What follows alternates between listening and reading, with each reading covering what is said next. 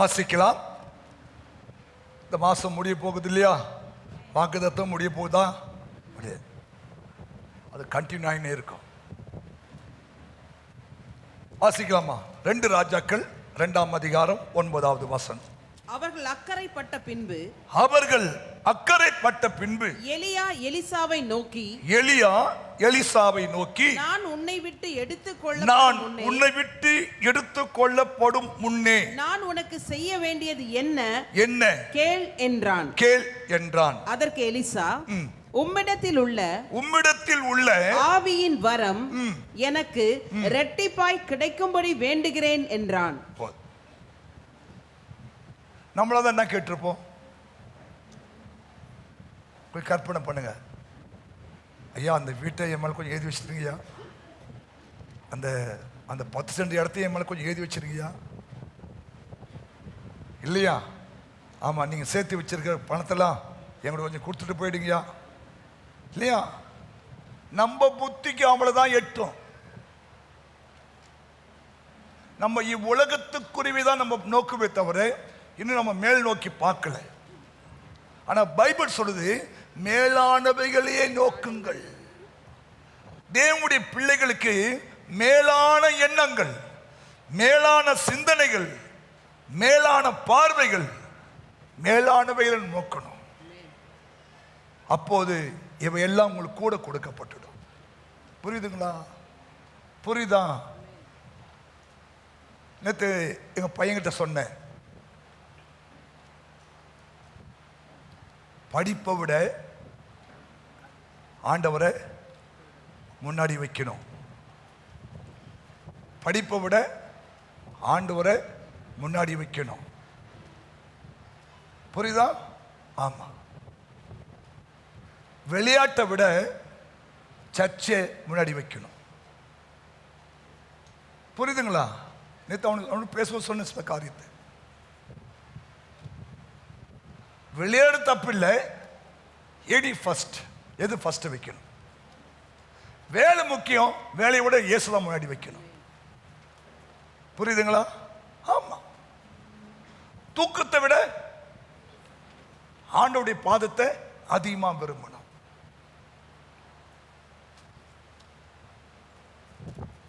நம்முடைய ஆயுசு நாளிலேயே பாதி வருஷம் தூங்கி தான் கொடுக்கிறோமா. ஒரு டாக்டர் எழுதுறாரு, நாள் நம்ம தூங்க தான் கெடுங்க. ஏன்னா 8 மணி நேரம் தூக்கம். புரியுதா? அப்போ 70 வருஷத்துல 8 மணி நேரத்தை கழிங்க, எவ்வளோ இல்லையா? பாதி நாள் தூங்குறீங்க. சோத்திரம். இங்க ஜபம் வச்சு நாங்கள் என்ன பண்றோம்? அழுது கொண்டிருக்கிறோம். நீ நல்லா தூங்குற, எப்படி தெய்வம் உன்னை கனப்படுத்துவார்? புரியுதா? புரியுதா? சரி. இந்த எலிசா எலியாவை பார்த்து ஒரு காரியம் கேட்கிறான். உம்மிடத்தில் உள்ள அந்த ஆவியின் வரங்கள் எனக்கு இரட்டிப்பா வேணும் ஐயா. ஒரு ஆவிக்குரிய சிந்தனை, ஒரு ஆவிக்குரிய நோக்கம், ஒரு ஆவிக்குரிய எண்ணம். புரியுதுங்களா? உங்களாண்ட ஆண்டவருடைய கேட்டாலும் நீங்க சொல்லணும். ஏசப்பா கிட்ட ஒரு அம்மா வந்தது, ஆண்டவரே என்கிட்ட 2 பிள்ளைகளும் நமக்கு ஊழியம் செய்கிறாங்க, என்னுடைய 2 பிள்ளைகளும் நமக்கு ஊழியம் செய்கிறாங்க, அவங்க 2 பேருக்கு நீங்கள் பரலோகத்தில் உமக்கு வலது பக்கம் ஒரு பிள்ளையும் இடது பக்கம் ஒரு பிள்ளையும் நீங்கள் வச்சுக்கணும் ஆண்டவரேன்னு அந்த அம்மா சொல்கிறாங்க. இப்போ ஏசப்பா சொல்கிறாரு, அது என்னுடைய எனக்கு அந்த ரூல்ஸ் இல்லைம்மா, அது பிதா தான் அதை டிசைட் பண்ணணும். ஆனால் இந்த அம்மாவுடைய ஆசை என்ன? என் பிள்ளைங்க உமக்கு லெஃப்டில் ஒரு ஆளும் ரைட்டில் ஒரு ஆளும் இருக்கணும். இப்படி தான் நம்ம ஒவ்வொரு பெற்றோருக்கும் ஒரு ஆசை வரணும். புரியுதா? என் பிள்ளை ஒரு இன்ஜினியர் ஆகிடணும், ஒரு டாக்டர் ஆகிடணும், என் பிள்ளை ஒரு ஐடி ஃபீல்டு இல்லையா இருக்கட்டும். அதோட உங்களுடைய ஆவிக்குரிய என்னென்ன தெரியுமா? என் பிள்ளை வலது பக்கத்தில் ஒரு பிள்ளையும் இடது பக்கம் ஒரு பிள்ளையும் இருக்கணும் ஆண்டவரேன்னு நீ ஆசைப்பட்டா கர்த்தர் ஆசையெல்லாம் நிறைவேற்றுவார். ஆமென். அப்போ பூவாக்கு நான் பாஸ் பண்ணுறது நீ கேட்குற, உன்னுடைய மைண்ட் வாய்ஸ் எனக்கு கேட்குது, அதை அவர் பார்த்து கொள்வார். எங்கெல்லாம் பட்டினியை போட்டார் ஆண்டவர், நான்லாம் அப்படி கேட்டாங்க, ஆண்டவரே வயசான அம்மா இருக்கிறாங்க, கல்யாணம் பண்ண தங்கச்சி இருக்கு, நான் ஊழியத்து வந்துட்டா அவங்களுக்கு யார் சோறு போடுவான்னு. இது வரைக்கும் யார் சோறு போட்டான்னு கேட்டார். நான் வேலைக்கு போகிறேன் ஆண்டவரே, நான் எங்கள் அம்மாவுக்கு சோறு போடுவேன், என் தங்கச்சிக்கு வேண்டிய காரியம் செய்வேன் இல்லையா, அதை நான் பார்த்துக்கொள்வேன், நீ வேலையை பாருன்னார் ஆண்டவர். ஆமாங்க, மரித்தோர் தங்கள் மரித்தோரை அடக்கம் பண்ணுவார்கள், நீ போய் தேவராஜ, இதுதான் எனக்கு கொடுத்த வாக்கு தத்துவமே. ஊழியத்துக்கு தேவன் கொடுத்த வாக்கு தத்துவம், மரித்தோர் தங்கள் மரித்தோரை அடக்கம் பண்ணுவார்கள், நீ போய் தேவராஜ கொடுத்து பிரசங்கம் பண்ணு. ஆமென். ஊழியத்தை ஒப்பு கொடுத்தாச்சு, வந்துட்டேன். கர்த்தர் கிருபையா நடத்தினார். அல்லேலூயா, ஆமென் சொல்லுங்க. புரியுதா? உலக பிரகாரமாய் பார்த்தா ஊழியம் என்பது உங்களுக்கு முட்டாள்தனமாய் தோன்றும். ஆனா ஆவிக்குரிய பிரகாரமா பார்த்தா ஊழியம் ஒரு பெரிய பாக்கியம். ஹல்லேலூயா, புரிஞ்சிட்டீங்களா? இந்த எலிசா பாருங்க, ஏன்னா அவருடைய லைஃப் பற்றி தான் பேச பாருங்க உங்களோட கூட. உங்களுக்கு உங்களுக்கு ரெட்டிப்பான நன்மைகளோ வரங்களோ பங்குகளோ கிடைக்கணும்னா நீங்க ஒரு ஆவிக்குரிய சிந்தனை உள்ளவர்களாக, ஆவிக்குரிய எண்ணம் உள்ளவர்களாக, ஆவிக்குரிய நோக்கம் உள்ளவர்களாக இல்லையா, ஆமா, ஆவிக்குரிய வாழ்க்கை வாழுகிறவர்களாய் நீங்கள் இருக்கும்போது கர்த்தர் உங்களுக்கு இரட்டிப்பான நன்மைகளை கொடுப்பதற்கு அவர் போதுமானவராக இருப்பார். ஆமென். அதாவது எலிசாவுடைய வாழ்க்கை, அவர் தான் இரட்டிப்பான நன்மை பெற்றாரு. எலிசாவுடைய வாழ்க்கையில் இருக்கிற அவருடைய அந்த டிவைன் கேரக்டர், அந்த டிவைன் கேரக்டரை பார்க்க போறோம். தெய்வீக குணங்கள். ஒன்று வாசிக்கலாம், 1 ராஜாக்கள் 19ஆம் அதிகாரம் 19வது வசனம். அப்படியே அவன் அவ்விடம் விட்டு புறப்பட்டு போய் 12 ஏர் பூட்டி உழுத சாப்பாத்தின் குமாரனாகிய எலிசாவை கண்டான். அவன் 12ஆம் ஏரை ஓட்டிக் கொண்டிருந்தான். எலிசா அவன் இருக்கும் இடம் மட்டும் போய் அவன் மேல் தன் சால்வையை போட்டான். எந்த வேலை செஞ்சாலும் அந்த ஆவிக்குரிய சிந்தை உள்ளவர்கள் அதை நன்றாகவே செய்வார்கள். நான் அப்படிதான் எழுதுனேன். எந்த வேலையாக இருந்தாலும் சிறப்பாய் செய்கிறவன் தான் இரட்டிப்பான நன்மைகளை பெறுவான். புரியுதுங்களா? இவர் எத்தனாவது ஏர் ஓட்டுறாரு? 12ஆம் ஏர் ஓட்டுற ஆள் யாரு? இந்த கடைசியா ஓடி வர அவன் யாரு? இப்போ ஓட்ட பந்தல் நட்டும் மொத்தம் 10-12 பேர் இருக்கிறாங்களே, எல்லாரும் துப்பாக்கி சுட்டு ஓடுவாங்களே, பின்னாலும் ஒருத்தன் ஓடி வருவான்ல, அவனும் அந்த ஓட்டப்பந்தல கலந்துட்டான். ஆனா அவன் கடைசியா ஓடி வரான். அவனுக்கு கப்பு கொடுப்பாங்களா? இவரு எத்தனாவது ஏர் ஓட்டுறாரு? 12ஆம் ஏர். அப்ப இவர் யாரு? ஸ்டேட் ஃபர்ஸ்டா இவரு? ஒப்புக்கு சாப்பான். யூஸ்லெஸ் ஃபெலோ, பிரயோஜனமே இல்லாதவன். அவன் மேல தேவனுடைய சால்வை விழுது பாருங்க. ஆனா அவன் அந்த 12ஆவது ஏர் ஓட்டினா கூட ஒழுங்கா ஓட்டுன்னு வரான்.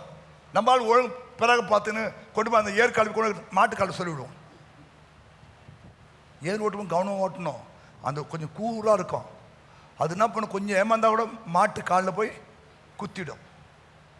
புரியுதா? ஆமாம், என்னெல்லாம் ஏர் ஓட்டி இருக்கிறேன், கலப்பை பிடிச்சிருக்கிறேன், அதனால தைரியமாக சொல்கிறோம்.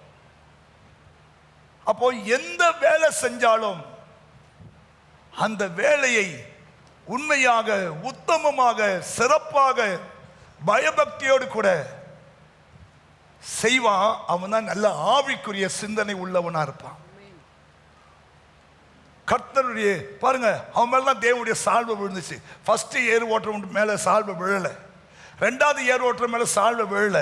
அவன் ஃபர்ஸ்ட் ஏர் ஓட்டினாலும் இல்லையா, அவனுக்கு ஆவிக்குரிய ஒரு கேரக்டர் இல்லை, இவனாண்ட ஆவிக்குரிய கேரக்டர் இருக்கிறதுனால கர்த்தருடைய சால்வை இவன் மேல விழ தேவன் கிருபை செஞ்சார். ஆமீன் சொல்லுங்க. ஏன் ஆண்டவர் எல்லாரையும் ஆசீர்வதிக்க முடியல? நான் அன்னைக்கு எங்க பாஸ்டர் சொல்லும்போது சொன்னேன், மார்க் 2ஆம் அதிகாரத்தில் ஒரு வசனம் வருது, நீங்க எல்லாம் எடுங்க, புரோஜனமா இருக்கும். இயேசு கானா ஒரு கல்யாணத்தில் அற்புதம் செய்யறாரு. இதை பார்த்த எல்லாருமே இயேசு ஏத்துக்கிறாங்க. வாசிமாத யோவான் 2ஆம் அதிகாரம் யோவான் 2:23 பஸ்கா பண்டிகையிலே அவர் எருசலேமில் இருக்கையில் அவர் செய்த அற்புதங்களை அநேகர் கண்டு அவருடைய நாமத்திலே விசுவாசம் வைத்தார்கள். கவனிங்க கவனிங்க, விசுவாசம் வச்சார்கள். சரி, அடுத்ததான் முக்கியமான வார்த்தை. அப்படி இருந்தும் இயேசு எல்லாரையும் அறிந்திருந்தபடினால், பிரதர் அட்டெண்ட் பண்ணுங்களேன், கவனிங்க, இந்த சர்ச்சுக்கு இவ்வளவு பேர் வரீங்கன்னா எல்லாரும் இயேசு அறிந்திருக்கிறார். புரியுதா? இந்த வார்த்தைப்படி எல்லாரையும் அவர் அறிந்திருக்கிறார். ஆனா அவங்களை நம்பி இனங்கள் ஆண்டவர் எல்லாரையும் அறிஞ்சிருக்கிறாரு. ஆனா நம்பி இனங்களை ஏன் மனுஷருக்கு உள்ள இருப்பதை அவர் அறிந்திருந்தபடியால் மனுஷரை குறித்து ஒருவனும் அவருக்கு சாட்சி கொடுக்க வேண்டியது. உங்க உள்ளத்தில் இருக்கிறதை அவர் அறிஞ்சிருக்கிறார். நீ யாரு, நீ எப்படிப்பட்ட ஆளு இல்லையா, உங்ககிட்ட ஒரு வேலையை கொடுத்தா எப்படி செய்வேன். கவனிங்களே, நம்ம ஆளுங்க அவன் வீட்டு வேலைக்கானா பாஸ்டர் கட்டாயம் நீங்கள் வந்துடணும் பாஸ்டர். ஆமாம், நான் உங்களை எதிர்பார்த்துருப்பேன் பாஸ்டர். 5 மணிக்கு ஒரு ஃபோன் பண்ணுவான், 6 மணிக்கு ஒரு ஃபோன் பண்ணுவான், 7 மணிக்கு ஒரு ஃபோன் பண்ணுவான், 8 மணிக்கு ஒரு ஃபோன் பண்ணுவான். பாஸ்டர் எங்கே பாஸ்டர் இருக்கீங்க? உங்கள் வீட்டு வேலைக்கு அவ்வளோ ஃபோன் பண்ணுறியே. சர்ச்சு வேலை பாஸ்டர், சாட்டர்டே ஜபம் முடிஞ்சுட்டா சாட்டர்டே ஜபத்து வரட்டுமா, சர்ச்சு க்ளீன் பண்ண வரட்டுமா, இல்லையா அந்த டாய்லெட்லாம் க்ளீன் பண்ண வரட்டுமா, என்னைக்கா ஃபோன் பண்ணி கேட்டுருக்கிறியா? புரியுதா? மனுஷர் உள்ளத்தில் இருப்பதை அவர் அறிந்திருக்கிறபடினால தான் உனக்கு ஒரு நன்மை வர மாட்டுது. உன்னுடைய உள்ளத்தில் இருப்பதை தேவன் அறிந்திருக்கிறபடினாலே உன்னை குறித்து அவருக்கு சாட்சி சொல்ல அவசியமே இல்லை. சிஸ்டர், ஆண்டவரே இந்த பிள்ளைக்கு இறங்கும், எனக்கு தெரியுண்டா, அதை பற்றி விட்றா, வேலை பாடுறா, நீ ஒன்றும் அதை பற்றி சாட்சி சொல்லுவானா இல்லையா? அந்த அம்மா கொஞ்சம் இறங்கும் இல்லையா, ஒரு பையனுக்கு ஒரு பொண்ணு ஒன்று கேட்டு கிடக்குது, ஒன்றுமே கிடைக்க மாட்டேது, எனக்கு தெரியும், அந்த அம்மா பற்றி வேலை பாரு, நான் கொடுப்பேன். நீ பெருசாக ரெக்கமெண்டேஷன் பண்ண வந்துட்டு யாருக்கு? ஏன்னா எல்லார் உள்ளத்திலும் இருக்கிறது அவர் அறிஞ்சிருக்காரு. புரியுது? தப்பா யோசிக்கல, சொல்றேன், ஒரு உதாரணத்துக்கு சொல்றேன். நாங்க ரெக்கமெண்ட் பண்ண கூட எடுத்துக்க மாட்டார் அவர், ஏன்னா அவர் தெரியும். ஏன்னா உன்னுடைய உட்காருதலையும் எழுந்திருக்கிறதையும், ஆமா, நீ விட்டு புறப்படும் போதே இல்லையா உன்னை ஃபுல்லா அவர் ஸ்கேன் பண்ணிட்டு வர ஆண்டவர். எதுக்கு கோயிலுக்கு போற, என்ன நோக்கத்தோடு போற, எந்தக்கா போற இல்லையா, பிரசங்க கேட்க போறியா, இல்லை வேடிக்கை பார்க்க போறியா, தூங்க போறியா, இல்லை கொஞ்சம் டைம் பாஸ் பண்ணிட்டு வரான்னு போறியா, இல்லை அங்கே சோறு போட்டால் துணிட்டு வரான்னு போறியா, இல்லை டீ கொடுத்தா குடிச்சிட்டு போகலான்னு வரியா, எல்லாமே அவர் அறிஞ்சிருக்கிறாரு. அதனால இரட்டிப்பான நன்மை தாரும் தாரும் கிடையாது. நீ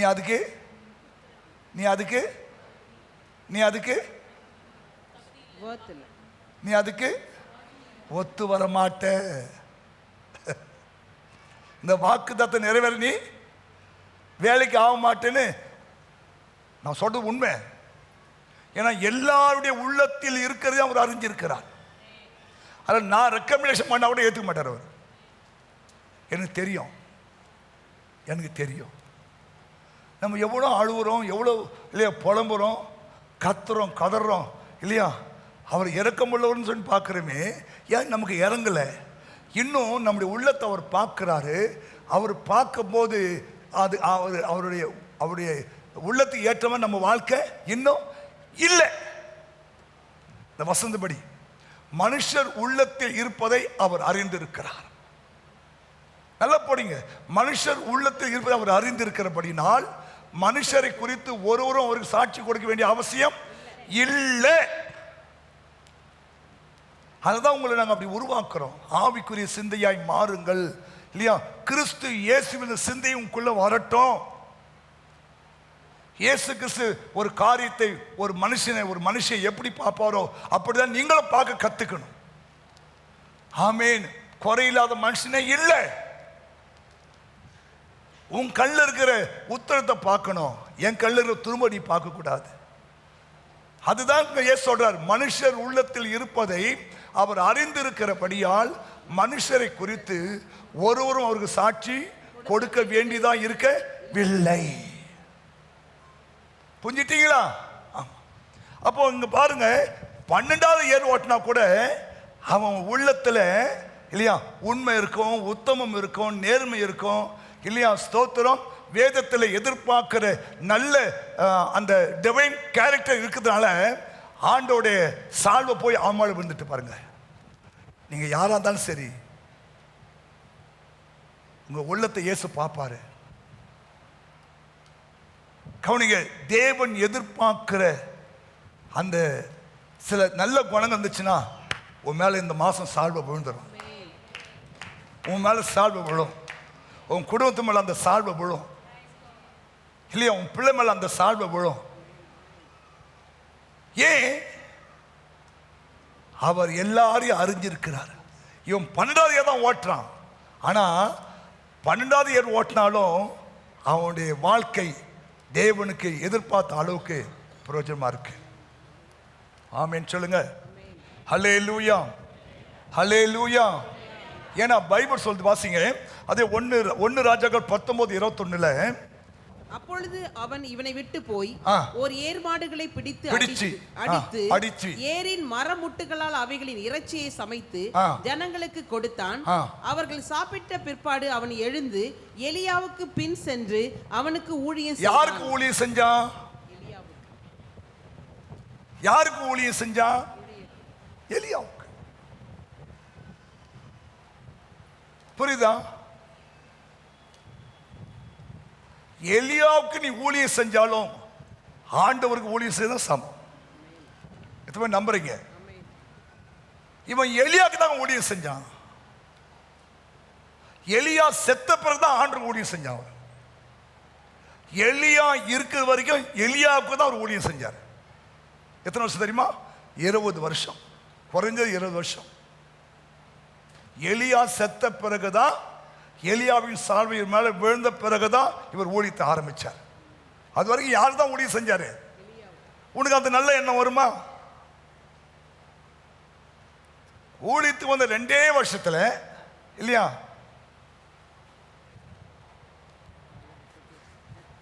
பாஸ்டர் மைக் கொடுங்க பாஸ்டர். எதுக்குமா? ஊழியம் 2 வருஷம் ஆயிடுச்சு பாஸ்டர். சரி, 2 வருஷம் தானே ஆகுது, இன்னொரு 18 வருஷம். ஐயோ, நான் என் குடும்பத்தை எப்போ சம்பாதிக்குது? டேய், சம்பாதிக்க ஊழியம்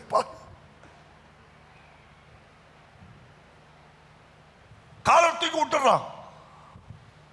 நீ நான் கருணாநிதி புள்ளியா? நீ கலைஞ்ச புள்ளியா? நீ காலை தூக்கி விட்டுன்னு இல்லையா, என் புள்ள, என் பேர புள்ள, என் புள்ள, பேர புள்ள. இது தேவ ஊழியம். புரிஞ்சுட்டான். ஆமா, அந்த பணியோடு நடந்து கொள்ளலாம். என்னை கனம் பண்றோம், நான் கனம் பண்ணேன்னு சொல்ற ஆண்டவர். இவன் யாருக்கு ஊழியம் செஞ்சானா? எலியாவுக்கு ஊழியம் செஞ்சான். என்ன வேலை தெரியுமா? என்ன ஊழியம்? ஒரு ஊழியம் கிடையாது. இந்த மாதிரி ஸ்டேஜ் உட்காந்து கீபோர்டு பார்க்கறதோ, மோளம் அடிக்கிறதோ இல்லையா, கீபோர்டு வாசிக்கிறதோ. இதில் வந்து எலியா சாப்பிட்டு வெளியே வருவார், கைக்கு என்ன பண்ணுவான்? தண்ணீர் வார்த்து. இதான் 20 இயர்ஸ். ஏன் இதெல்லாம் சொல்றேன்னு தெரியுங்களா? அவனுடைய குணம் என்னன்னா, நம்ம ஒரு மனுஷன் தான் என்ன பண்றோம், நம்ம மேல சால்வை போட்டாரு, ஊழியம் இருக்குன்னு சொல்லிட்டாரு. ஆனா வந்தா இவர் கையில் தண்ணி தான் ஊற்ற சொல்றாரு, கை கழுவுறதுக்கு தண்ணி ஊற்ற சொல்றாரு. கேட்கவே இல்லை. அவனுக்கு என்ன பட்டம் வந்துச்சுமா? எலியாவின் கைகளுக்கு தண்ணீர் வார்த்த சாப்பாத்தின் குமாரனாகிய எலிசா. அவர் தான் ஃபினிஷ்ட். உனக்கு என்ன பட்டம் தெரியுமா? இவர் பிஷப்பு, இவர் போப்பு, இவர் வந்து டபுள் டிகிரி, இவர் PhD இல்லையா, இவர் MBA PL. எலியாவின் கைகளுக்கு தண்ணீர் வார்த்த சாப்பாத்தின் குமாரனாகிய எலிசா. அது போதும். அதெல்லாம் அவனுக்குள்ள இருந்ததுனால சால்வாமல் விழுந்துட்டு. புரியுதா? உங்க மேல இந்த மாசம் இல்ல வரப்போற மாசத்துல அந்த தேவனுடைய சால்வை விழுந்தா உனக்கு இரட்டிப்பான நன்மை கிடைச்சிடும். ஹலோ, இந்த மாசம் சால்வு மேல விழணும். விழுமா? விழுந்தான் பாஸ்டர் பார்க்குறேன். ஆனால் அவன் மேலே விழுது, என் மேலே விழுது, என் மேலே விழ மாட்டேன் பாஸ்டர். உன் மேலே சால்வை விழணும்னா உடைய ஆவிக்குரிய எண்ணங்கள் நல்லா இருக்கணும், சிந்தனைகள் நல்லா இருக்கணும். ஆமா, தாழ்மையோடு என்ன ஊழியத்தை உன்னை கூப்பிட்டாங்களோ அந்த ஊழியத்தில் உண்மையா இருக்கணும். அதுதான் உண்மை உள்ள மனுஷன் பரிமநாசம் இல்லையா? உண்மை இருக்கணும். ஆமென். எலியா இருக்கும்போதே அவர் தீர்க்கதரிசியுடைய ஒரு ஸ்கூல் நடத்தி கொண்டிருந்தார். எல்லாம் சொல்றான், உங்க தலைவரை ஆண்டவர் எடுத்துக்கொள்ள போறாரு, உனக்கு தெரியுமா? எனக்கு தெரியுமே. அவளாம் வேடிக்கை பார்த்தான். இவன் மாத்திரம் அவரை ஃபாலோ பண்ணி போயின்னு இருந்தான். விடாமுயற்சியாய் போய்கொண்டே இருந்தான். ஏற்குறைய 20 கிலோமீட்டர். அந்த வரத்தை எப்படியாவது பெற்றுக்கணும், ஒரு வாஞ்சை. நீங்க சர்ச்சைக்கு வரும்போது வேடிக்கை பார்க்குற ஆளா வரக்கூடாது இல்லையா? தேவனுக்கு பிரயோஜனமான ஆளா வரணும். பிலமோனை குறித்து சொல்றாரு, முன்னே அவன் பிரயோஜனம் இல்லாதவன், இப்போ அவன் பிரயோஜனம் உள்ளவன். நீங்க இங்க இருக்கிற ஒவ்வொருத்தரும் தேவனுக்கு பிரயோஜனமா இருக்கணும். ஆமீன் சொல்லுங்களேன். நீங்க உலகத்துக்கு பிரயோஜனமா இருக்கே இல்லையோ, உன்னை படைச்சவருக்கு நீ பிரயோஜனமா இருக்கணும். ஜெபம் பண்ணணும், ஒரு ஊழியத்தை செய்யணும், ஒரு ஆத்தும ஆதாயம் பண்ணணும், சபைக்கு தூணா நிக்கணும். தேவன் எதிர்பார்க்கிறார். ஹலோ, புரியுதுங்களா? ஆமா, நீங்க பார்வையாளர் இருக்கக்கூடாது, பங்காளியா இருக்கணும் இல்லையா? வந்து அட்னஸ் போட்டு போற ஆளா இருக்கக்கூடாது. இந்த சபைக்கு நீங்க பிள்ளையா இருக்கணும். ஆமென் சொல்லுங்க. ஹல்லேலூயா. என்ன ஆண்டவர் நம்பி இந்த சர்ச்சை கொடுத்துருக்கிறாரு. ரொம்ப கவனமா இருப்பேன் தேவனுடைய காரியத்தில். எக்ஸ்ட்ரா ஒரு ஃபேன் 1 ஹவர் ஆஃப் பண்ண சொல்லிட்டு டபால்னு, ஒரு லைட்டு எக்ஸ்ட்ரா ஆஃப் பண்ண சொல்லுவேன். நான் சொல்கிறேன், ஞானமாக இருங்க, தேவையில்லா ஃபேனை ஓட்டாதீங்க, கரண்ட்டை மிச்சப்படுத்துங்க, லைட்டை ஆஃப் பண்ணுங்க, தேவையில்லாம் லைட்டை ஆஃப் பண்ணிவிடுங்க. ரூம் விட்டு வெளியே வரீங்கன்னா ஓடுற ஃபேனு லைட்லாம் ஆஃப் பண்ணுங்க. பொறுப்பாக இருங்க. உங்களை நம்பி ஆண்டவர் நன்மைகளை செய்வார். அதை விட்டுட்டு இல்லையா இல்லையா ஒரு ஒரு பொறுப்பு இல்லாதவங்க போய் அடிக்கடி நீங்கள் குணசாலியான பெண்ணை பைபிளை போட்டு படிங்க. ஹல்லேலூயா. எத்தனை பேர் இருக்குன்னு தெரியல. எத்தனை பேர் கணவர் இல்லையா ஒரு சபையில் இப்படி கேட்டாங்களாம், ஆண்டவர் சப்போஸ் ஆண்டவர் உங்களுக்கு இன்னொரு ஜென்மத்தை கொடுத்து இதே பொண்ணு இதே பையனை கல்யாணம் பண்ணிக்குவேன்னா எத்தனை பேர் கல்யாணம் பண்ணிக்குவேன்னு சொல்லி ஆண்கள் பக்கம் பாஸ்டர் கேட்டாராம். ஒத்த கை வரலையா? ஏன்? அடுத்த ஜென்மமா? ஆனா ஆண்டவரே, நான் எப்படியே திட்டு போயிடுறேன், இது வேண்டவே வேண்டாம், எப்படியோ தெரியாம என் தள்ள கட்டிட்டாங்க. உண்மை. இன்னைக்கு நிறைய ஆண்கள் யோசிக்குது தெரியுமா? தப்பு பண்ணிட்டேன் பாஸ்டர், தப்பு பண்ணிட்டேன் பாஸ்டர். பொண்ணு பார்க்க போகும்போது அந்த பொண்ணு அவனுக்கு கொஞ்சம் எக்ஸ்ட்ரா கேசரியில் கொஞ்சம் சக்கரை போட்டு கொடுத்துருக்குறான். அதை துண்டு வாங்கிட்டான். ஆடா பொல்லாத அசுத்தாய், சர்க்கரைக்கு வாங்கியாடா பேய பிடிச்சி அதை வீட்டை வச்சுப்பேன். அதுவும் பாருங்க, அவ பாருங்க கேசரி கொஞ்சம் சர்க்கரை எக்ஸ்ட்ரா போட்டு கொடுத்துருக்குறான், 2 முந்திரி பருப்பை எக்ஸ்ட்ரா போட்டிருக்கிறான். ஆள் வாங்கிட்டான். இன்னைக்கு இல்லையா கண்ணீரோடு வாழ்ந்து கொண்டிருக்கிறான். நல்ல ஆவிக்குரிய சிந்தனைகள், நல்ல பொறுப்புள்ள பிள்ளைகளா? ஆமீன் சொல்லுங்க. ஆமாங்க, புரியுதா? நம்பிக்கைக்கு பாத்திரமா இருந்தீங்கன்னா இந்த மாசம் சால்வ உங்க மேல வந்து விழுந்துடும். இரட்டிப்பான நன்மை உண்டாகும், இரட்டிப்பான பங்கு உண்டாகும். உன் வெட்கத்துக்கு பதிலாக இரட்டிப்பான பலனை கர்த்தர் தருவார். இரண்டாவது,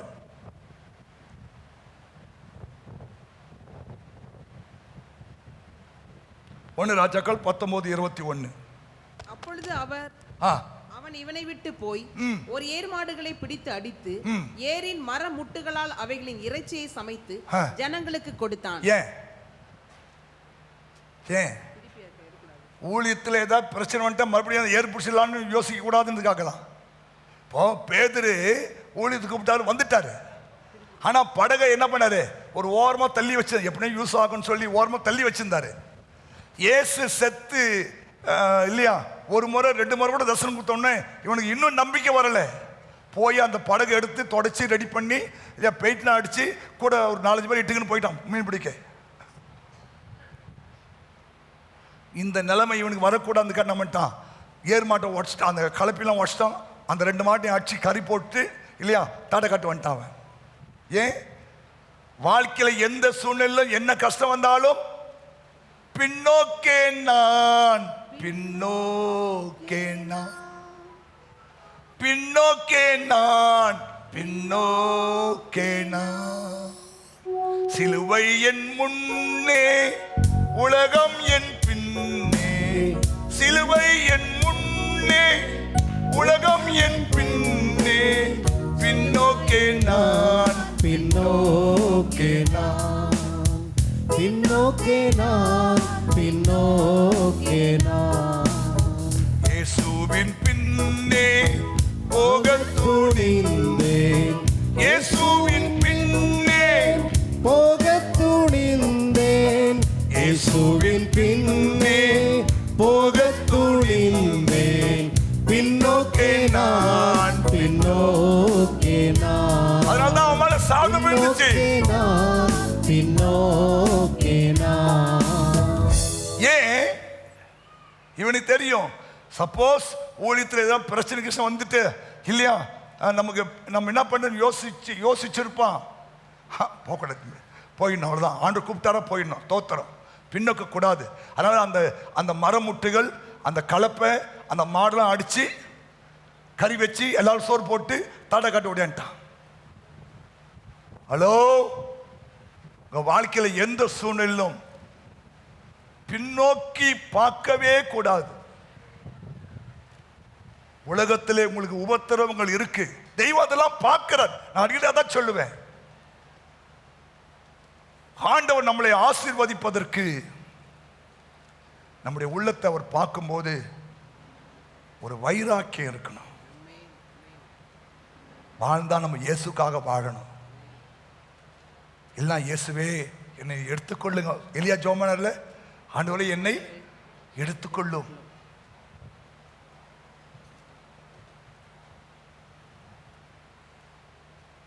எலியா கூட பிரச்சனையை ஃபேஸ் பண்ணதுக்கு பயந்தார். அவ்வளோ அக்கினி இறக்கின மனுஷன், அப்படி மழையை வர வச்ச மனுஷன் பிரச்சனைகளை ஃபேஸ் பண்ணுறதுக்கு பயந்து என்னை எடுத்துக்கோ ஆண்டவரே, நான் செத்தா நலமா இருக்குமே. உன் வாயில் அப்படிலாம் வரக்கூடாது. உங்கள் வாயில் என்ன வந்தாலும் சரி, என்னை பலப்படுத்துங்க ஆண்டவரே, என்னை ஸ்திரப்படுத்துங்க ஆண்டவரே, என்னை சாட்சியாக நிறுத்துங்க ஆண்டவரே. ஆண்டவரே ஸ்தோத்திரம், ஆண்டவரே ஸ்தோத்திரம். இல்லையா, சாத்தானுக்கு முதுக காட்டி நான் ஓடக்கூடாது ஆண்டவரே, அப்படி ஜெபம் பண்ணுங்க. ஒரு வைராக்கியமாக வாழ தீர்மானம் எடுங்க. அப்போ சால்வ உங்க மேலே ஆண்டு போடுவார். இரட்டிப்பான வரங்களை கொடுப்பார், நன்மைகளை கொடுப்பார். ஏன்னா மனுஷர் உள்ளத்தில் இருப்பதை அவர் அறிஞ்சிருக்கிறார். நீ நிப்பியா நிற்க மாட்டியா இல்லையா? நம்முடைய பேதுரு யோவான்லாம் அவங்களுடைய இறுதி நாட்கள் ரொம்ப கடினமாக இருந்து கஷ்டமாக இருந்துச்சு. பேதுருவை தலைக்கீழாக சிலுவையில் வச்சு அடித்து சாகடிச்சாங்க. யோவானை எண்ணெய் சட்டியில், கொதிக்கிற எண்ணெய் சட்டியில் அவர் கொண்டு போய் உள்ள விட்டாங்க. ஒவ்வொரு சீஷரும் இல்லையா ரத்த சாட்சியாக தான் மறிச்சிருக்கிறாங்க. ஒரு நாளும் பின்வாங்கலை. ஹலோ சிஸ்டர், ஆண்டு உங்களை நீ பார்த்து கொண்டிருக்கிறார். உங்க உள்ளத்தில் இருப்பதை தேவன் பார்க்கிறார். மூணாவது,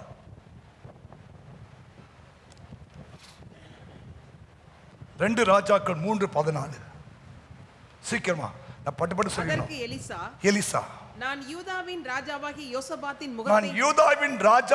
யோசபாத்தின் முகத்தை பாராதிருந்தால் உம்மை நோக்கவும் மாட்டேன், உம்மை பார்க்கவும் மாட்டேன் என்று சேனைகளுடைய கர்த்தருக்கு முன் நிற்கிற. என்ன பாயிண்ட் என்னன்னா, சேனைகளின் கர்த்தருக்கு முன்பாக நிற்கிறவன். கைத்தட்டுங்க பார்க்கலாம். உன் கேரக்டர் நல்லா இருக்கும். உங்களுக்குள்ள ஒரு டிவைன் கேரக்டர் வரணும்னா நீங்க யாருக்கு முன்னாடி நிக்கணும் தெரியுமா? சேனைகளின் கர்த்தருக்கு முன்பாக நிற்கிற அவருடைய ஜீவனை கொண்டு நான் சொல்லுகிறேன். இதே பழக்கம் தான் எலியாவுக்கும். 17:1 இஸ்ரவேலின் தேவன் முன்பாக நிற்கிற நான். அதனால தாங்க அந்த அந்த அந்த சாறு அப்படியே வரும் பாருங்க. நீ யாரு கூட பழகுறியோ அவனுடைய குணம் அப்படியே ஒன்று ஒட்டிக்கும். அதுதான் நல்லவங்க கூட பழகு. நீ நல்லவங்க கூட பழகுனா நல்ல புத்தி உனக்கு வந்துடும். இவர் எலியா போட்டதுனால தான் அவருக்கு அதே மாதிரி தேவன் முன்பாய் நிற்கிற நான். எலியா தேவன் முன்பாய் நிற்கிற நான், அதே குணம் அப்படி உதவி ஊழியக்காரனுக்கு வந்துடுச்சு பாருங்க. புரியுதா? ஆமா, எனக்கு என் கூட இருக்கிற எல்லா ஊழியக்காரருக்கும் இருக்க வேண்டியதுனா பாஸ்டருக்கு இருக்கிற அந்த தேவன் முன்பாய் நிற்கிற நான் உனக்கு அதான் வரணும். புரியுதா? ஏன் அவன் மேல அந்த சால்வை விழுந்துச்சு? ஏன் ரெட்டிப்பான வரம் கிடைச்சதுன்னா அவன் யாருக்கு மேலே நிற்பான்? அவன் மனுஷன் முன்னாடி நிற்க மாட்டான், தேவன் முன்பாக நிற்பான். ஆமேன்னு சொல்லுங்க. அதனால தான் உங்க நாங்கள் உற்சாகப்படுத்துறோம். அதிக ஜெபத்துக்கு வாங்க, உபவாச ஜெபத்துக்கு வாங்க, திரும்பிவாச ஜெபத்துக்கு வாங்க. ஏன்னா நீங்க தேவன் முன்பாய் நிற்பதை தேவன் பார்ப்பார். உன்னை நம்பி தன் சால்வி மேலே போடுவார். இவன் திறப்பிலே நிற்கிறவன், இவன் உபவாசம் பண்ணி ஜெபிக்கிறவன், இவன் அதிகாலை ஜெபத்தில் வந்து நிற்கிறவன். இவனை நம்ம கனப்படுத்தலாம், இவன் மேலே சால்வை போடலாம். இவனை நம்பி நம்ம என்ன பண்ணலாம்? ரெட்டிப்பா நன்மை கொடுக்கலான்னு உனக்கு ஆண்டவன் நம்புவார். தெய்வம் நம்ப மாட்டார். புரியுதா? இஸ்ரவேலின் தேவனுக்கு முன்பாக நிற்கிறான். அதெல்லாம் அவனுக்கு பட்டங்க. புரிஞ்சிட்டீங்களா? நீங்க தெய்வத்துக்கு முன்பாக நிற்கிற ஆளாந்தா நான் சொல்றேன், இந்த வார்த்தை நிறைவேறும். உங்க மேல தேவனுடைய சால்வு விழும். இரட்டிப்பான நன்மை பெறுவீங்க, இரட்டிப்பான வரங்களை பெறுவீங்க, இரட்டிப்பான பலன் கிடைக்கும். உன் வெட்கத்துக்கு பதிலாக இரட்டிப்பான பலன் உண்டாகன்னு ஏசாயா 61:7 சொல்றார். ஆசிவா ஏசாயா 61:7. உங்கள் வெட்கத்துக்கு பதிலாக இரட்டத்தனையான பலன் வரும். லட்சைக்கு பதிலாக தங்கள் பாகத்தில் சந்தோஷப்படுவார்கள். அது நிமித்தம் தங்கள் தேசத்தில் இரட்டிப்பான சுதந்திரம் அடைவார்கள். நித்திய மகிழ்ச்சி அவர் உண்டா. கை தட்டுங்க பார்க்கலாம். நீ தேவன் முன்னாடி நின்னா இல்லையா, உன் லட்சை மாறும். உன் லட்சைக்கு பதிலாக தங்கள் பாகத்திலே சந்தோஷப்படுவார்கள். அது நிமித்தம் தங்கள் தேசத்திலே இரட்டிப்பான சுதந்திரம் அடைவார்கள். நல்ல கை தட்டி விசுவாசமா.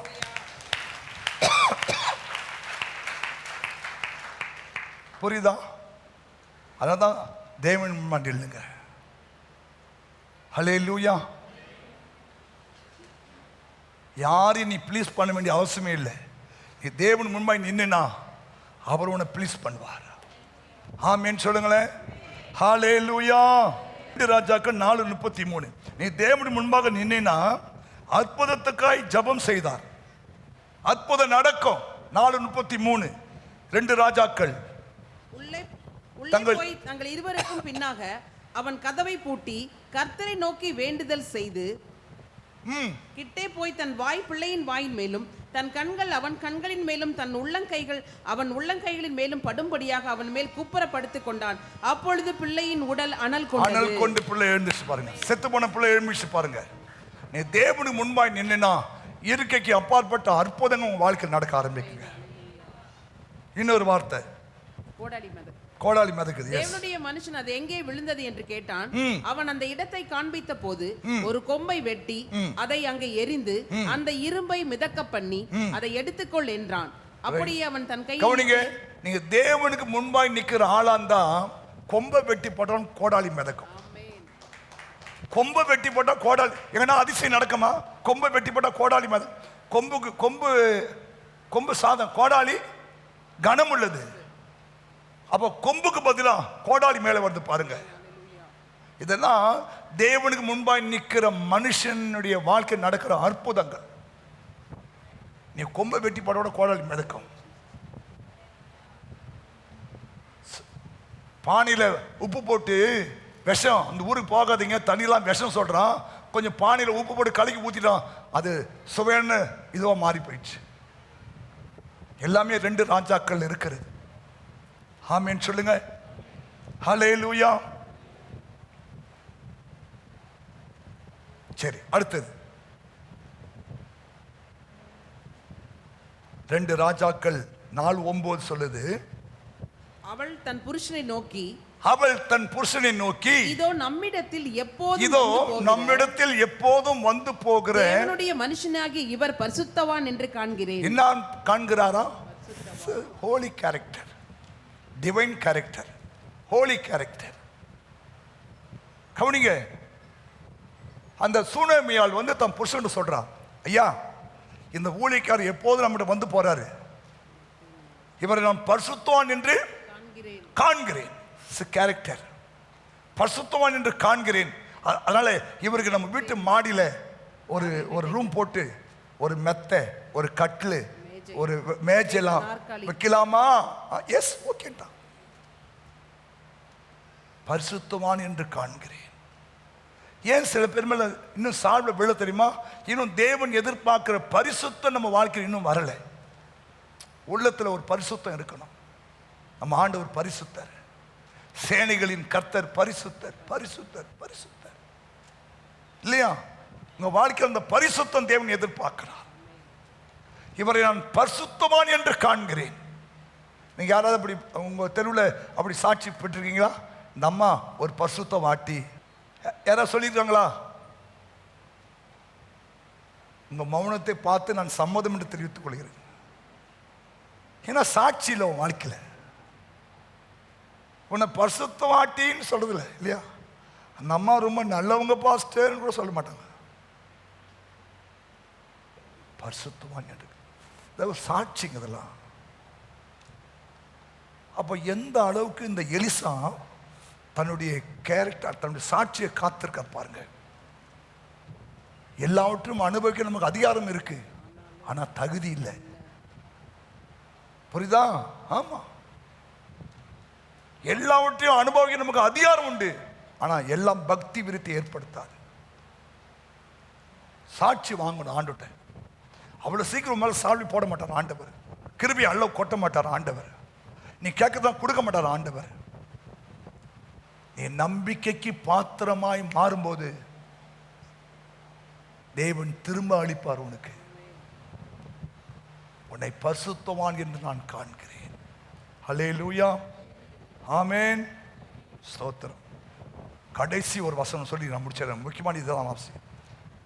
2 ராஜாக்கள் 5:26. அப்பொழுது அவன் இவனை பார்த்து அந்த மனுஷன் உனக்கு எதிர்கொண்டு வர தன் ரதத்தில் இருந்து இறங்கி திரும்புகிற போது என் மனம் உன்னுடன் கூட செல்லவில்லை. செல்லவில்லையா? பணத்தை வாங்குறது, வஸ்திரங்களையும் ஒலிவ தோப்புகளையும் திராட்சை தோட்டங்களையும் ஆடு மாடுகளையும் வேலைக்காரரையும் வேலைக்காரிகளையும் வாங்குகிறதற்கும் இது காலமா? இது என்ன காலம்? இது விதைக்கின்ற காலம் அல்லவோ, நாம் செயலாற்றும் நேரம் அல்லவோ, இல்லையா? இது நிலம் வாங்கறதுக்கு, வீடு வாங்கறதுக்கு, தோட்டம் துறவு வாங்கறதுக்கான காலம் அல்ல. எபேசியர் அழகா சொல்றாரு, நாட்கள் பொல்லாதவைகளாய் இருக்கிறபடினாலே காலத்தை புரோஜனப்படுத்து. இந்த காலங்களை புரோஜனப்படுத்துங்க. காலத்தை வேஸ்ட் பண்ணாதீங்க. வீட்டுல சும்மா டைம் வேஸ்ட் பண்ணாதீங்க. ஒருத்தர் சொல்றாரு, நீங்க 2 மணி நேரம் இந்த செல்போனு இந்த ரீல்ஸ் பார்க்குற நேரத்தில் நான் 2 மணி நேரத்தில் 2 லட்ச ரூபாய் சம்பாதிக்கிறேன்றாரு அவர். நம்ம 2 மணி நேரம் ரீல்ஸை பார்த்து நம்ம முடியும். ஆனால் சில புத்திசாலிகள் அந்த 2 மணி நேரத்தில் 2 லட்ச ரூபாய் சம்பாதிக்கிறானா? காலத்தை பிரயோஜனப்படுத்துங்க. தேவையில்லாத ரீல்ஸ் பார்த்துட்டு, தேவையில்லாத படத்தை பார்த்துட்டு, தேவையில்லாத டைம் வேஸ்ட் பண்ணாதீங்க. ஒன்று ஜெபம் பண்ணுங்க, பைபிளை வாசிங்க, இல்லையா? ஏதாவது 2 வீட்டில் போய் சத்தியத்தை சொல்லுங்க, ஒரு கேசட் நடத்துங்க, ஊழியம் செய்யுங்க, ஆண்டவருக்கு ஆத்தும ஆதாயம் பண்ணுங்க. அப்ப பாருங்க, அவர் தம்முடைய சால்வை மேல போடுவார். நாட்கள் பொல்லாதவைகளாய் இருக்கிறபடினாலே காலத்தை பிரயோஜனப்படுத்துங்கள். எஸ்தர்ட்ட சொன்னா மொர்தெகாய், இந்த காலத்துல நீ மௌனமா இருந்தனா ரட்சிப்பும் சகாயமும் இன்னொரு இடத்துல எழும்பி வரும். நீ உன் தகப்பன் விட்டாருமே அறிவீர்கள். நீங்கள் இப்படிப்பட்ட காலத்துக்கு உதவியா இருக்க முடியுதா? உங்களுக்கு இந்த ராஜமேன்மை புரியுதா? உங்களுக்கு ஒரு குடும்பம், நல்ல கணவன் மனைவி பிள்ளைகள், வீடு வாசல், காரு பங்களா, இதான் எதுக்கு தெரியுமா? இந்த காலத்துக்கு நீ தேவனுக்கு உதவியா இருக்கணும். ஹல்லேலூயா. அழிந்து போய் கொண்டிருக்கிற அந்த யூத குலத்தை காப்பாற்றுவதற்காக நீ செயல்பட வேண்டும். அதை விட்டுட்டு இல்லையா வீட்டிலேயே முடங்கி கிடக்க கூடாது. எலும்பு சீயோனே எலும்பு, உன்னுடைய பெலனை தரித்துக்கொள், உன்னுடைய வஸ்திரங்களை தரித்துக்கொள். புரியுதா? புரியுதா? கர்த்தருடைய ஊழியத்தை உங்களை ஒப்பு கொடுத்தோம். ஏதாவது ஒரு ஊழியத்தை செய்யுங்க, ஒரு பராமரி குழு எடுத்து நடத்துங்க. 7 மணி நேரம் 160, ஒரு வாரத்துக்கு 168 மணி நேரம், 2 மணி நேரம் தேவனுக்காக ஸ்பெண்ட் பண்ணுங்க. உங்க மேல கர்த்தர் தம்முடைய சால்வை வீசுவார். இரட்டிப்பான நன்மை பெறுவேன். உன் வெட்கத்துக்கு பதிலாக இரட்டிப்பான பலன் உன்னை தேடி வரும். ஆமென். ஒப்பு கொடுக்கலாமா? ஏசப்பா, ஏசப்பா, இரட்டிப்பான பலனை பெறணுமே. அந்த எலிசாக்குள்ள எந்த வேலையாக இருந்தாலும் அதை சிறப்பாக உண்மையாய் செய்கிறவர். ஊழியத்தை கூட மனுஷனுக்கு செய்யாம கடவுளுக்கு செய்தவர். வரங்களை பெற விடாமுயற்சியோடு செயல்பட்டவர். கலப்பையில கை வைத்து பின்வாங்க கூடாதுன்னு செயல்பட்டவர். ஊழியக்காரரை கனப்படுத்துகிறவர். விசுவாசம் உள்ள ஒரு நல்ல தேவ மனுஷன், கர்த்தருக்கு முன்பாய் நிற்கிற மனுஷன், பரிசுத்தவான் என்று சாட்சி பெற்றவர். கடைசியா காலத்தின் முக்கியத்துவத்தை அறிந்து செயல்பட்டவர். கை உயர்த்தி, இயேசுவே அந்த குணாதிசயம் எனக்கு வரணுமே. உண்மையா கேளுங்க, உண்மையா கேளுங்க. இன்னும் உங்க மேல தேவனுடைய சால்வை விழாம இருக்கலாம். நீங்கள் எதிர்பார்த்த அந்த நன்மைகள் பலன் கிடைக்காம இருக்கலாம். இன்னைக்கு ஒப்பு கொடுத்து சோம், நான் செய்யற ஆண்டவரே, என்னை நம்புங்க ஆண்டவரே, என்னை நம்புங்க ஆண்டவரே. அவர் தன்னால் ஏற்றதை செய்தபடினாலும் என்னால் ஏற்றதை செய்ய என்னை ஒரு விசை அர்ப்பணிக்கிறேன் சொல்லுங்க ஏசப்பா கிட்ட. அவர் உங்களை நம்பட்டும், அவர் உங்களை நம்பட்டும். செபிப்போம். பிதாவே, உம்முடைய குமாரன் இயேசுவின் நாமத்தில் உமக்கு நன்றி. இந்த மனமகிழ்ச்சியான இந்த மத்தியான வேளைக்காய் ஸ்தோத்திரம். இந்த மாதத்தை எங்களுக்கு நன்மையால் முடிசூட்டுகிறீர். இரட்டிப்பான நன்மையை தருவேன் சொன்னீர். இரட்டிப்பான நன்மையை பெறுவதற்கு நாங்கள் இந்த மாசம் ஃபுல்லா பல செய்திகளை, பல தலைப்புகளை பார்த்து கொண்டிருக்கிறோம். இன்றைக்கு இரட்டிப்பான நன்மை பெற்ற எலிசாவுடைய அந்த குணாதிசயங்கள், அவருடைய டிவைன் கேரக்டரை நாங்கள் பார்த்திருக்கிறோம் ஆண்டவரே. நாங்களும் அவரை போலவே உம்முடைய நம்பிக்கைக்கு பாத்திரமாய் இருந்து அந்த இரட்டிப்பான வரங்களை, அந்த இரட்டிப்பான நன்மைகளை, அந்த இரட்டிப்பான பலன்களை, அந்த இரட்டிப்பான கிருபைகளை நான் பெற எங்களுக்கு உதவி செய்ய ஆண்டவரே. வந்த ஒவ்வொரு பிள்ளைகளுக்கும் கர்த்தர் அந்த கிருபையை தரும்படியா ஜெபம் பண்றப்பா. இவ செய்த குற்றம் குறை தயவாய் மன்னித்தருளும்.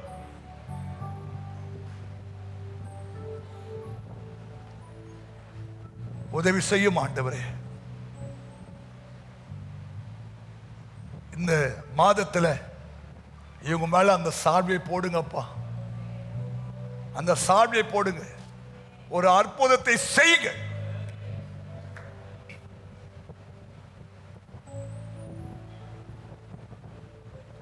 இயற்கைக்கு அப்பாற்பட்ட ஒரு அற்புதம் நடக்கட்டும். நீ நல்லவர். உம்மாலே செய்யக்கூடாத அதிசயமான காரியம் ஒண்ணுமில்லை.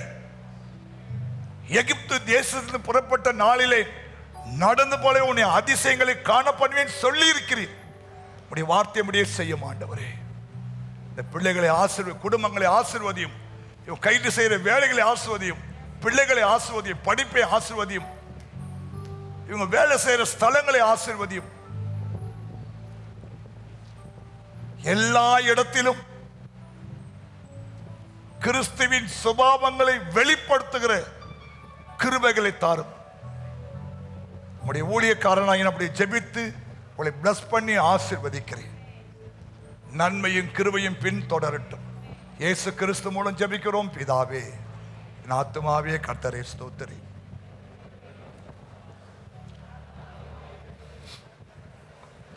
நம்முடைய பிதாவாகிய தேவனுடைய அன்பும் கர்த்தராகிய இயேசு கிறிஸ்துவின் கிருபையும் பரிசுத்த ஆவியானுடைய அந்யோன்ய ஐக்கியமும் இப்போதும் எப்போதும் சதா காலமும் அவருடைய வருகை மட்டும் நம்மை காத்துக்கொள்வாராக. ஆமென். கர்த்தர் உன்னை ஆசீர்வதித்து உன்னை காக்க கடவர். கர்த்தர் தம்முடைய முகத்தை உன்மேல் பிரகாசிக்க பண்ணி உன்மேல் கிருபையா இருக்க கடவர். கர்த்தர் தம்முடைய முகத்தை உன்மேல் பிரசன்னமாக்கி உனக்கு சமாதானம் கட்டிட கடவர் என்பதே. அல்லேலூயா.